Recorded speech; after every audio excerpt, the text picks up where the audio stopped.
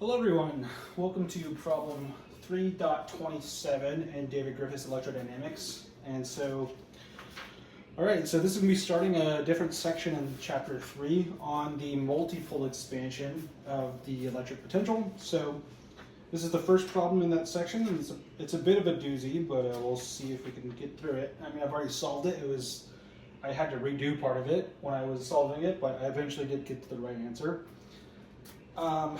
Alright, so the problem states that we have a sphere of radius big R, and it's centered at the origin, and it carries a charge density, distributed throughout the sphere that's dependent on the radius, and it's dependent on the polar angle theta from the z-axis. So the charge just varies angularly like this, and also just it varies as you go, away from the sphere, from the center of the sphere out to the edge of the sphere. And so that density function, that charge density function, is given by this function here, rho of r theta. So k, which is a constant, capital R, which is the radius, so it's a constant, divided by this little r squared, which is the radial distance, times r minus 2r times sine theta. So this is just the charge density function. And then it says that we want to find the approximate potential for points on the z-axis far from the sphere. And so that kind of gives us the hint that, okay, we want to find the potential far away and we want some kind of approximation. Let's use the multipole expansion to do so. And so I wrote down the formula. I'm going to use this marker just in case I need it, but I wrote down the formula for the multipole expansion. So we have the potential as a function of r is given by 1 divided by 4 pi epsilon naught, and then we have the summation over n, 1 divided by r to the n plus 1, and then this integral. So that all that times this integral over the volume of the charge, the region of charge. So we have, just to denote the difference between this r and the integration parameter r, I use r prime in the integral. So r prime to the n times the nth Legendre polynomial times the charge density integrated with respect to the volume d tau here. So essentially, how we're going to use this formula is, this is the potential, so let's just use it to find the first couple terms. It doesn't specify how many terms, but as you'll see, when we start trying to find terms, some of them will be 0. And so I find, in this example, I find the first 3 terms of this expansion, and that's going to be enough for this problem. So starting out here, we have the monopole term. So basically, I'm just going to kind of take this as a in bite-sized chunks. So we're basically going to ignore this section for now, right? We're going to have the sum. So we're evaluating we're going to do each iteration of the sum. I'm going to ignore this 1 over r outside of the integral. We're going to be focusing on solving these integrals. So for the monopole term, where n is 0, our integrand here essentially becomes, we have the 0th Legendre polynomial, which is just 1, times our charge density function integrated with respect to the volume. So basically all we're integrating here for the monopole term is our charge density function. So we basically plug that in here. So we take this, we have kr, pull that out, that's a constant, and then we have our integrand over the volume here. And so the first one here is r over r squared, so I pull that r out of the integral because it's a constant, sine of theta d tau, and we're just splitting the integral up here to 2 because there's a minus in here. So minus 2, pull that out, the integral of the volume, we have r over r squared, sine of theta d tau. So basically we have these 2 integrals to evaluate. Now, up here, d tau, right, is a 3-dimensional infinitesimal charge chunk of volume, and we're working in spherical coordinates here, so d tau becomes r squared sine of theta d theta, or r squared sine of theta dr d theta d phi is how that evaluates out to. But up here, essentially what I do is just kind of rewrite this. So we essentially have these two integrals here. So I kind of rewrote them out with the three integration parameters, because really this integral of the volume is a triple integral here. And writing out the d tau here, really this r squared should be inside of the integral. I don't know why I wrote it outside, but you know, that's what I get for trying to do this. So anyways, we have this integration parameter, and let's see, so the r squareds actually end up canceling because we have a 1 over r squared, and then, oh, I see what I did. So we have a 1 over r squared, and then the r squared that is in the d tau actually cancels here. So I see what I think I did. Okay, so I pulled out the r squared from the integration parameter, from the d tau, because that's common, so I can factor that out. But then there was a 1 over r squared in both terms, and so that got canceled. And this r squared, I think that's left here, is the r squared from the, actually, sorry, that should not be there, because that's, okay, so really that should just be it. Just, this is the integral here, sine of theta dr d phi d theta. So I said here that r squareds cancel, and so if we just evaluate the r integral real quick, so we kind of have to go here and group terms, but essentially if you group your terms, we have this r that's pulled out. Here we have no r term, so it's just dr, and r is evaluated from 0 to capital R. And then the second part of the r integral is minus 2 times r dr, right? So just looking at the r integral, right? If we evaluate that, we essentially get our k, which is over here. Like, sure, that's there. Really, I'm not even worried about that right now. But so this becomes capital R, so we get r squared. So this kr here, I'm just going to ignore that. So this kr is from, well, I guess that's there. I don't know. It can stay there for now. But essentially what we get here is r minus 2r squared over 2, right? Doing this integral is just r squared over 2, plug in the bounds.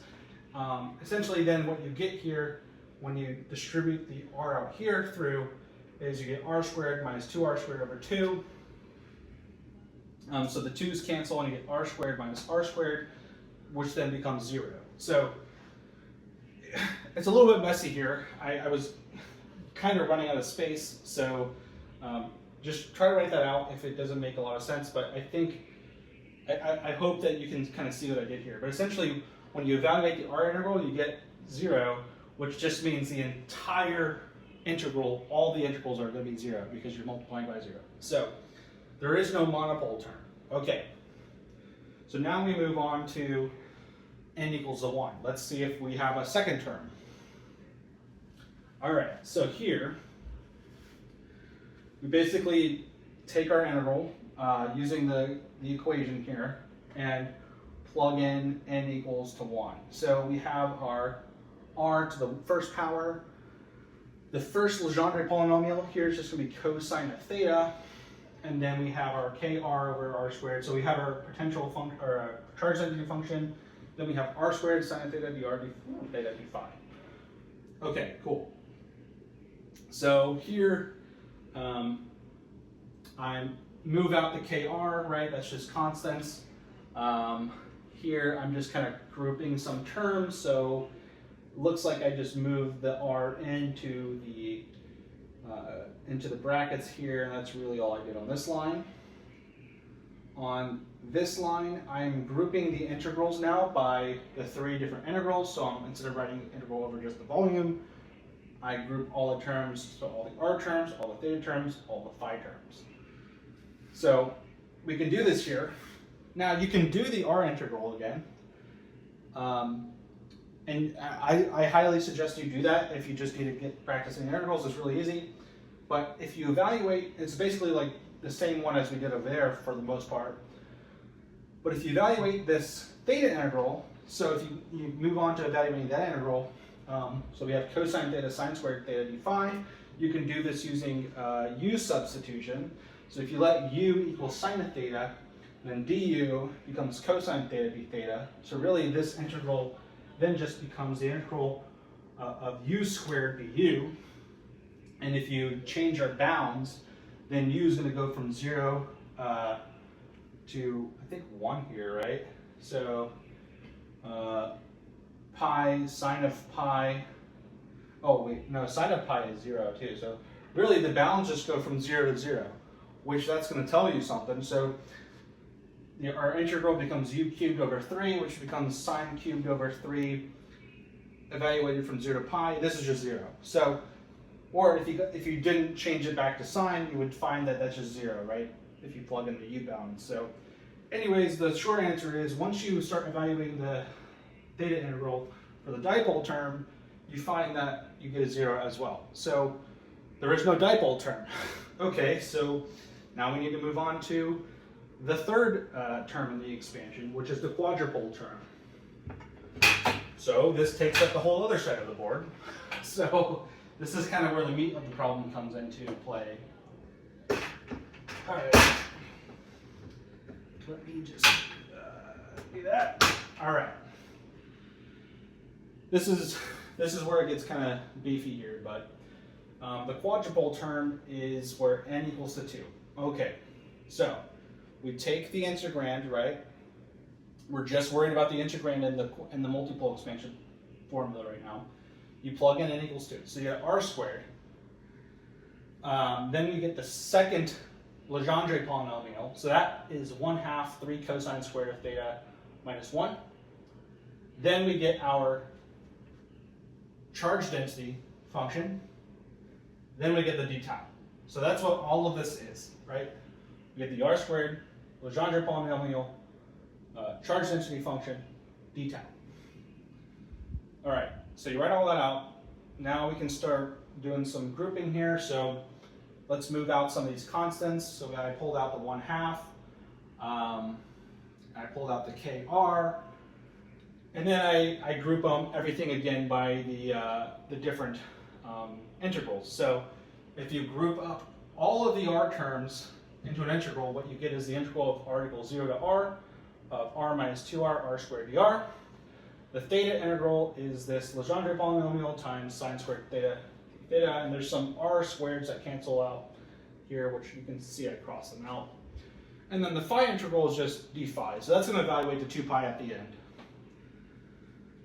So now we gotta just do these integrals. So we're going to start with the r integral, which is really not that bad. So here we have r squared. I move that in. R squared r minus 2r cubed dr. So if you evaluate this, you get r times r cubed over 3 minus r to the 4th over 2. And then evaluate that between the bounds between 0 and capital R. You get r to the 4th over 3. Then you get minus r to the 4th over 2. So essentially it's like 1/3 minus 1/2. You get minus 1/6. So minus r to the 4th over 6 is what the r integral evaluates to. All right, so that's an easy integral. Now on to the little bit harder integral, which is the theta integral here. This is a pretty nasty integral. It took me a little bit of refreshing my memory on how to do this. So essentially, there's different ways you can do this. You can use a lot of different trigonometric identities to try to reduce this down. But essentially, there's a reduction formula for doing integrals of like sine to some power, right? So if you have sine to some nth power, essentially what you can write this as is minus cosine of theta times sine to the n minus 1 of theta over n plus n minus 1 over n. So n here is just the power, whatever the power of sine is, and then times the integral of sine to the n minus 2 of theta d theta. So essentially what this allows you to do is you have sine to some power, it basically allows you to reduce that power down, because if you have sine squared of theta, then essentially the power gets reduced to 0. So this integral effectively is gone. So essentially you get the answer to the integral. And if you have a higher power integrand, so like sine to the fourth, then you get easier and easier integrals. You can basically apply this formula as many times as you want to get down to an easier integral. So that's what we're going to use here. All right, so let's take this integral here, which I wrote out and split up because of the minus sign here. So we have two integrals here. We have this integral, 3 cosine squared times sine squared, minus sine squared. We're going to worry about this last because this integral comes up in this integral. So using this, so we have, I moved the 3 out of the integral. So we have 3 times cosine squared sine squared d theta. Cosine squared can just be written as 1 minus sine squared using Euler's identity. So we have now 1 minus sine squared times sine squared. So if you just distribute these terms, we have a 3, the integral from 0 to pi of sine squared d theta minus 3 times the integral of sine to the fourth d theta. So effectively now we have sine squared here. So the answer to this integral is going to be the answer to this one. And then we have this integral, which we're going to use this. We're going to basically use this formula for both of these. So let's use the reduction formula and start with this sine squared integral. So we have our 3. So the integral of sine squared theta d theta from 0 to pi. Using that formula is going to be minus 3, right? The 3 is here. So minus 3 times cosine of theta times sine of theta, because it's going to be 2 minus 1, divided by 2, because the power here is 2, plus 3 over 2, because of the 3 here. And then sine to the n minus 2, that's just going to be sine to 0. Anything to the 0th power is just 1. So we effectively just have the integral of d theta here from 0 to pi. So effectively, if you just do that last integral, that's just going to be pi over 2. So we have minus 3 halves cosine theta sine of theta plus 3 of theta over 2. Evaluate this whole thing between 0 to pi. What you get is just plug in pi and 0 here. So we have, this is plugging in pi, the upper bound, minus the lower bound, and you effectively just get 3 pi over 2. Now, if we get 3 pi over 2 because there's a 3 outside of this, but for just sine squared of theta with no like term out here, it's just pi over 2. So essentially, now we know the answer to this integral here. With the minus sign out here, it's going to be minus pi over 2. All right, so we have this integral, which is a subpart of this first integral, but now we need to do this integral here, sine to the fourth power. So using the reduction formula, we get sine to the fourth power between 0 and pi is going to be minus cosine theta sine cubed of theta over 4. That's evaluated from 0 to pi, plus 3 over 4, right, this term. The integral between 0 to pi of sine squared of theta d theta. Well, that's awesome because we just did the integral of sine squared of theta. It's between 0 to pi, it's pi over 2. So we have 3/4 times pi over 2, which just becomes 3 pi over 8.